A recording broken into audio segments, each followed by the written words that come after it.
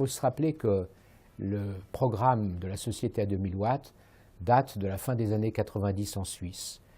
On sentait qu'il y avait quelques velléités de sortir du nucléaire, c'est une des particularités helvétiques, et qu'il fallait qu'on songe véritablement à avoir un engagement différent par rapport à la consommation énergétique, et que nous ne pourrions pas donner des réponses satisfaisantes si nous ne remettions pas en question notre comportement.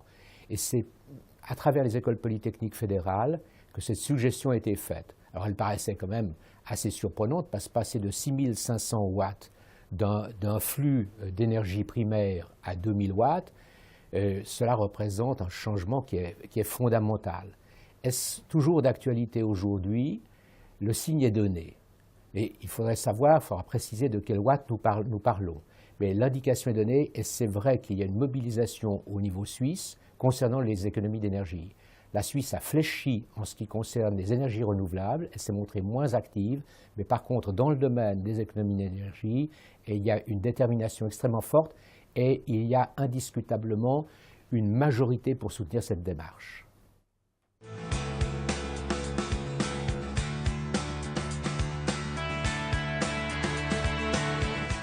Cet atelier n'est pas une finalité, c'est une étape.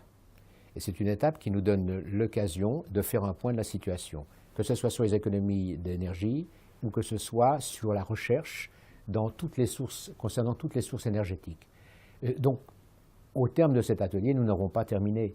Il s'inscrit dans l'esprit de l'Observatoire des énergies d'entreprise. Nous allons donc, avec d'autres ateliers, avoir des synergies. Et nous allons enrichir le débat que nous aurons au mois de juin à Genève, nous allons l'enrichir d'autres témoignages. C'est important de continuer. Le travail, il est nécessaire de relever ces défis. Nous n'avons pas le choix. Nous n'avons pas le choix. Nous avons des problèmes de sécurité d'approvisionnement, nous avons des problèmes avec à peu près toutes les sources énergétiques. Véritablement, il faut une mobilisation, il faut arriver à dégager des consensus. Nous devons sortir de ces confrontations concernant les différentes énergies. Nous avons autre chose à faire. L'énergie est vitale. C'est un besoin véritablement de notre société, il s'agit de réussir.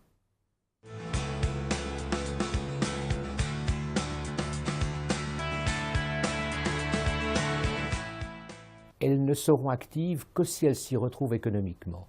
Et dans ces programmes d'économie d'énergie, il faut qu'il y ait des motivations économiques. D'une manière générale, nous ne sensibiliserons pas les gens, nous n'arriverons pas à les convaincre, que ce soit sur le plan privé, que ce soit sur le plan des entreprises, uniquement en pensant qu'on va prendre en compte l'avenir de la planète. On a des problèmes de société qui sont fondamentaux aujourd'hui, notamment qui touchent le chômage.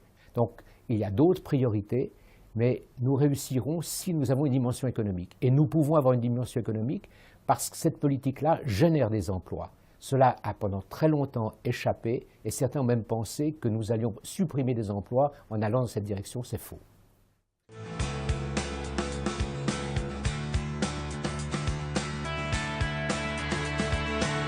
Je reviens au problème économique. Il faut véritablement que chacun y trouve un intérêt. S'il y trouve un intérêt économique, soit parce qu'on arrivera à diminuer les dépenses énergétiques, soit parce qu'on évitera certaines pénalités. Car si les gens ne sont pas responsables, nous devrons leur introduire des politiques qui seront celles qui consistent précisément à taxer en quelque sorte un comportement irresponsable en matière énergétique. Et puis, il y a tout de même la prise de conscience du réchauffement de la planète. Alors peut-être que cette année, ce n'est pas très spectaculaire, ça ne saute pas aux yeux et d'une manière générale que la planète se réchauffe, mais c'est tout de même une réalité.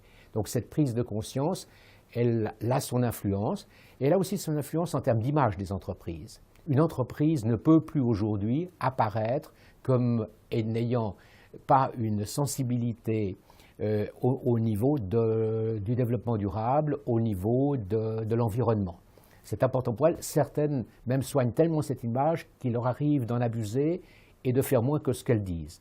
Mais c'est donc dire que sur cet axe-là, il y a beaucoup à faire et on peut le faire de manière sérieuse, de manière rigoureuse, d'une façon que chacun s'y retrouve. C'est du win-win.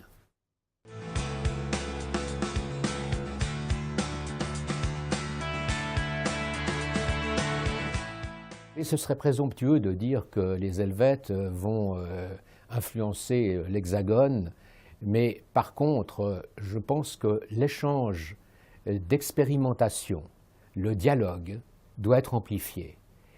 C'est la multiplication de petites initiatives qui peut influencer notamment la diminution de la consommation énergétique ou l'arrivée de nouvelles sources énergétiques, de nouvelles pratiques qui permettent de maîtriser les inconvénients de certaines énergies. Et le dialogue nous permet cela. Mais ce n'est pas simplement un dialogue entre la France et la Suisse. Ce qui me semble faire défaut, c'est un dialogue européen.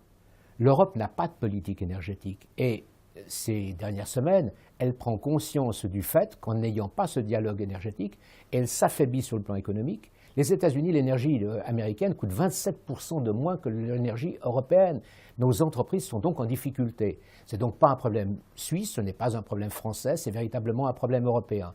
En ayant des rencontres comme celle-ci, et un témoignage d'un petit pays comme la Suisse, mais qui a l'avantage précisément parfois d'avoir dans son système démocratique la possibilité de laisser aux citoyens une forme d'expression différente, on devrait s'enrichir de ces différentes expérimentations.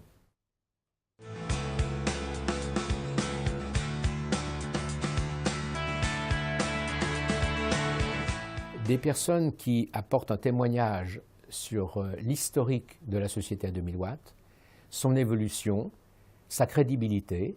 Est-ce qu'aujourd'hui, nous pensons toujours que c'est raisonnable d'imaginer de passer de 6500 watts à 2000 watts? La réponse est affirmative, en ajoutant que ce qu'il faut retenir, c'est la diminution de la consommation, dès lors que les watts sont de mauvais watts, surtout en ce qui concerne de l'énergie fossile. Et on a beaucoup à faire dans cette direction. Donc on aura des témoignages de l'historique et des témoignages actuels qui montrent que nous pouvons en effet réaliser des économies très substantielles. Le monde de la construction en particulier, qui consomme 45% de cette énergie, a la possibilité de transformer complètement la situation.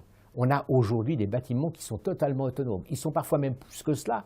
Ils arrivent à produire plus d'énergie, d'électricité qu'ils n'en ont besoin. C'est donc dire que ce sont des pistes. Et puis j'ai invité des spécialistes de la recherche, notamment que ce soit dans le domaine thermique, que ce soit dans le domaine des réseaux, dans le domaine de la recherche avec les écoles polytechniques fédérales. Vous avez là une brochette de personnes qui ont des expériences dans les différentes sources énergétiques. Et ce qui doit caractériser cet atelier, c'est de pouvoir aborder ces sujets sans a priori, sans dogmatisme. Aujourd'hui, nous traitons souvent ces problèmes énergétiques dans un contexte émotionnel qui nous empêche en quelque sorte de poursuivre la recherche. J'ai la conviction qu'aucune source énergétique, je dis bien qu'aucune source énergétique, quels que soient ses inconvénients aujourd'hui, ne doit être abandonnée. Nous n'avons pas la capacité de laisser de côté une source énergétique. C'est donc dire que la recherche est primordiale pour que nous puissions, que ce soit en Suisse, que ce soit en France, ou que ce soit sur le plan européen, et surtout sur le plan européen qui nous intéresse aujourd'hui, si nous voulons donner une réponse crédible, nous devons véritablement avoir une vision concernant l'ensemble des sources énergétiques. Et sur ce plan-là, je crois que nous pouvons être optimistes. Nous avons des ressources indiscutables en capacité de créativité en Europe. C'est dans cet esprit. C'est un témoignage helvétique, mais c'est dans un esprit européen que nous tenons cet atelier.